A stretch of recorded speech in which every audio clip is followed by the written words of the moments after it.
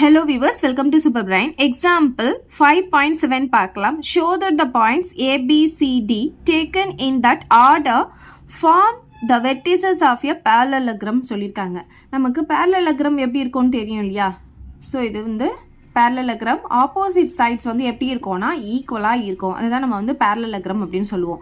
அவங்க என்ன சொல்லியிருக்காங்கன்னா ABCD வந்து ஆர்டரா நம்ம எடுக்கிறோம், வெர்டிசஸை வந்து ஆர்டரா எடுக்கிறோம். இப்போ இந்த வெர்டிசஸை வந்து நான் ஏன்னு எடுத்துக்கிறேன், இது B, இது வந்து C, இது வந்து Dன்னு எடுத்துக்கிறோம். இப்படி எடுக்கும் போது இது வந்து இந்த பாயிண்ட்ஸ் வந்து ஒரு parallelogramத்தை ஃபார்ம் பண்ணுது அப்படின்னு சொல்லி நம்மள ப்ரூவ் பண்ண சொல்லியிருக்காங்க.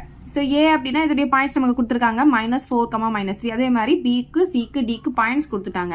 ஸோ நமக்கு parallelogramனா தெரியும் ஆப்போசிட் சைட்ஸ் வந்து ஈக்குவல்னு சொல்லிட்டு, பட் நமக்கு பாயிண்ட்ஸ் தான் கொடுத்துருக்காங்க, இந்த சைடு நமக்கு தெரியாது இல்லையா? அப்போ இந்த சைடு கண்டுபிடிக்கிறதுக்கு நம்ம டிஸ்டன்ஸ் ஃபார்முலா யூஸ் பண்ணி தான் இந்த சைடை கண்டுபிடிக்க போகிறோம். இந்த ஏபி எவ்வளோ, இதோடைய லென்த் எவ்வளோ அப்படின்றத கண்டுபிடிக்க போகிறோம். இதோடைய பாயிண்ட்டும் நமக்கு தெரியும். இந்த ரெண்டு சைடும் ஈக்குவல், இந்த ரெண்டு சைடும் ஈக்குவல் ப்ரூவ் பண்ணிட்டோம்னா இது வந்து ஒரு parallelogram அப்படின்னு சொல்லிடலாம். ஃபர்ஸ்ட் வந்து நம்ம ஏபி கண்டுபிடிக்கலாம். ஏ உடைய பாயிண்ட்டும் பி உடைய பாயிண்ட்டும் எடுத்து எழுதிக்கலாம். -4, -3 அண்ட் பி பார்த்தீங்கன்னா 3, 1. இதை வந்து x1, இது y1, இது x2, இது y2ன்னு எடுத்துக்கிறோம். இப்போ டிஸ்டன்ஸ்க்கான ஃபார்முலா பார்த்தீங்கன்னா d =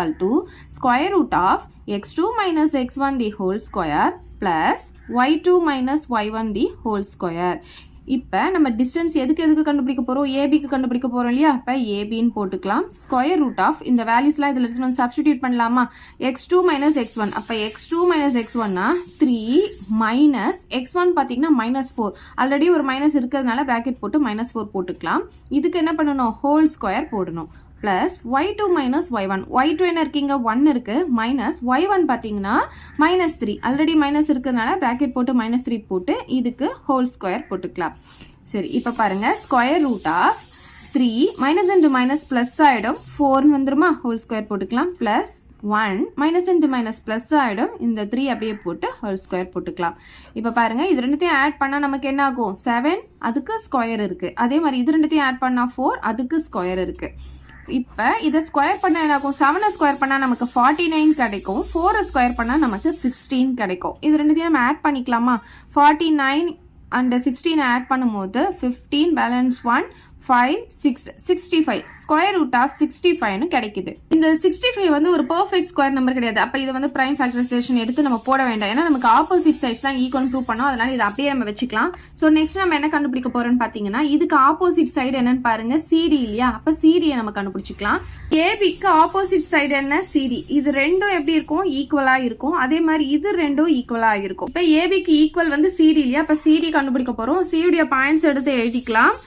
3, 6. D உடைய பாயிண்ட் -4, 2.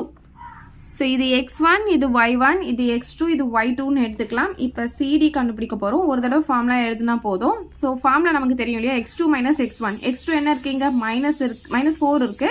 அப்புறம் ஃபார்முலாவில் ஒரு மைனஸ். அப்புறம் x1 பார்த்தீங்கன்னா 3 இருக்கு. ஹோல் ஸ்கொயர் போட்டுக்கலாம். ப்ளஸ் y2 - y1 2 - 6 ஹோல் ஸ்கொயர்னு போட்டுக்கலாம். ஸோ √, ரெண்டுமே மைனஸாக இருக்கிறதுனால மைனஸ் அப்படியே போட்டுட்டு ரெண்டுத்தையும் ஆட் பண்ணால் 7 வரும். அதுக்கு ஹோல் ஸ்கொயர் போட்டுக்கலாம். ப்ளஸ் இங்கே பார்த்தீங்கன்னா வேற சிம்பிளா? அப்போ பெரிய நம்பர்லேருந்து சின்ன நம்பர் மைனஸ் பண்ணால் 4. பெரிய நம்பர் சிம்பிள் வந்து மைனஸ், அதுக்கு ஸ்கொயர் போட்டுக்கலாம். எப்போவுமே வந்து மைனஸ் இருக்கும் போது அதோடைய பவர் ஈவனாக இருந்தால் வர்ற ஆன்சர் கண்டிப்பாக பாசிட்டிவாக தான் இருக்கும். ஸோ இதுக்கும் பவர் ஈவன்னால பாசிட்டிவாக தான் இருக்கும். இப்போ 7 ஸ்கொயர்னா நமக்கு தெரியும் 49 சொல்லிட்டு, 4 ஸ்கொயர்னு சொன்னால் நமக்கு 16 தெரியும். ஸோ இது ரெண்டுத்தையும் ஆல்ரெடி நம்ம ஆட் பண்ணி வச்சிருக்கோம். ஆட் பண்ணால் நமக்கு 65 தான் கிடைக்குது. அப்போ √65 வந்துருச்சா? இப்போ பாருங்க ஏபியும் சிடியும் நமக்கு எப்படி வந்திருக்கு? ஈக்குவலாக வந்திருக்கு. நான் அதை தானே சொன்னேன், இந்த ரெண்டு சைடும் வந்து எப்படி இருக்கணும்? ஈக்குவலாக இருக்கணும்னு சொன்னேன். ஸோ இது ரெண்டும் ஈக்குவலாக வந்துருச்சு. இப்போ நெக்ஸ்ட் நம்ம என்ன கண்டுபிடிக்க போகிறோம்? ஃபர்ஸ்ட் பிசி கண்டுபிடிக்கலாம், அப்புறம் ஏடி கண்டுபிடிக்கலாம். பிசி கண்டுபிடிக்கலாம். ஸோ பி உடைய பாயிண்ட்டையும் சி உடைய பாயிண்ட்டையும் எடுத்து எழுதிக்கலாம். இது x1, இது y1, இது x2, இது y2. பிசி = ஃபார்முலா என்ன நமக்கு? x2 - x1 இல்லையா? ஸோ 3 - 3 தி ஹோல் ஸ்கொயர் வரும். Plus y2 - y1. அப்போ 6 - 1 தி ஹோல் ஸ்கொயர் வந்துடும். ஸோ ஸ்கொயர் ரூட் ஆஃப் இப்போ பாருங்க 3 - 3 வந்து 0ன்னு தெரியுமா, அப்போ 0 ஸ்கொயர் வந்துருமா, பிளஸ் இங்கே பாருங்க 6 - 1 என்னாகும் 5, அதுக்கு ஸ்கொயரு.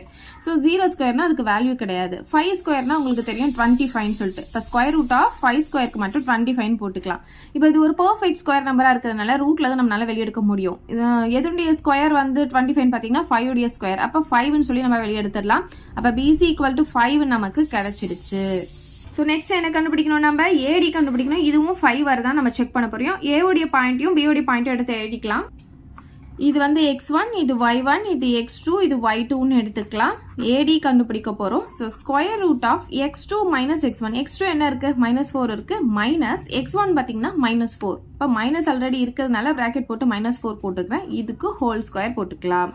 பிளஸ் y2 என்ன இருக்கு பாருங்க 2, மைனஸ் y1 என்ன இருக்கு -3, அதனால பிராக்கெட் போட்டு -3 போட்டுட்டு அதுக்கு ஹோல் ஸ்கொயர் போட்டுக்கலாம்.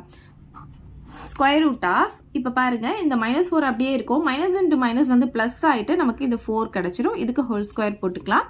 2 மைனஸ் இன்டு மைனஸ் பிளஸ் ஆயிட்டு நமக்கு 3ன்னு வந்துடும், ஹோல் ஸ்கொயர்னு போட்டுக்கலாம். இப்போ பாருங்க -4 + 4 என்ன ஆகும், நமக்கு 0 ஆயிடும். அப்போ 0 ஸ்கொயர்னு வந்துடும். பிளஸ் இது ரெண்டுத்தையும் ஆட் பண்ணும்போது நமக்கு 5 வரும். அப்போ 5 ஸ்கொயர்னு வந்துடும்.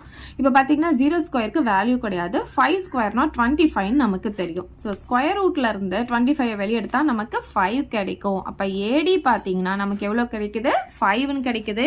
ஆல்ரெடி பிசியும் 5ன்னு கண்டுபிடிச்சிட்டோம். அப்போ பிசியும் ஏடியும் நமக்கு ஈக்குவலாக இருக்கு. ஸோ எதெல்லாம் நமக்கு ஈக்குவலாக வந்திருக்கு முதல்ல அதை எடுத்து எழுதிக்கலாம். ஃபர்ஸ்ட் ஏபியும் சிடியும் ஈக்குவலாக வந்தது இல்லையா, அதை எழுதிக்கலாம். So AB equal to CD equal to எவ்வளோ வந்தது, ஸ்கொயர் ரூட் ஆஃப் 65 கிடைச்சது. அதுக்கப்புறமா எது ரெண்டும் ஈக்குவலாக வந்திருக்கு நமக்கு, இந்த பிசியும் இந்த ஏடியும் ஈக்குவலாக வந்திருக்கு. அது ரெண்டுத்தையும் எடுத்து எழுதிக்கலாம். BC equal to AD equal to 5ன்னு கிடைச்சிருக்கா. அப்போ எப்படி வந்திருக்கு, இந்த ரெண்டு சைடு ஈக்குவல், இந்த ரெண்டு சைடு ஈக்குவல்னா ஆப்போசிட் சைட்ஸ் வந்து நமக்கு எப்படி வந்திருக்கு, ஈக்குவலாக கிடைச்சிருக்கு. ஆப்போசிட் சைட்ஸ் ஆர் ஈக்குவல் அப்படின்னு வந்ததுனால therefore ABCD is a parallelogram அப்படின்னு எழுதிக்கலாம். அவ்வளோதான் இந்த சம். ஏதாவது டவுட் இருந்தால் கமெண்ட் பண்ணுங்க, உங்கள் ஃப்ரெண்ட்ஸ்க்கு இந்த வீடியோ ஷேர் பண்ணுங்க, மறக்காம நம்ம சேனலை சப்ஸ்கிரைப் பண்ணிக்கோங்க. தேங்க்யூ. இந்த வீடியோ உங்களுக்கு பிடிச்சா லைக் பண்ணுங்க, ஷேர் பண்ணுங்க. இது வரைக்கும் நம்ம சேனலை சப்ஸ்கிரைப் பண்ணாதவங்க சப்ஸ்கிரைப் பண்ணிடுங்க. மறக்காம பக்கத்தில் இருக்க பெல் பட்டனையும் பிரஸ் பண்ணிடுங்க.